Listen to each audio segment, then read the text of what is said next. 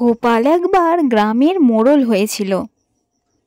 তো একদিন ভোরবেলা দুজন লোক এসে গোপালকে ডাকতে লাগলো, গোপাল গোপাল একবার বেরিয়ে এসো না।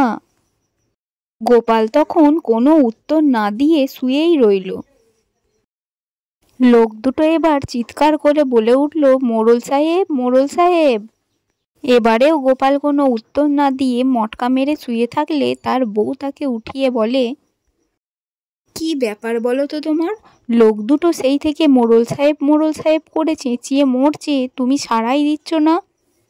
গোপাল কিছুক্ষণ চুপ থেকে বলল, আহা ডাকু কি না, পাড়া প্রতিবেশীও জানুক আমি মোড়ল হয়েছি।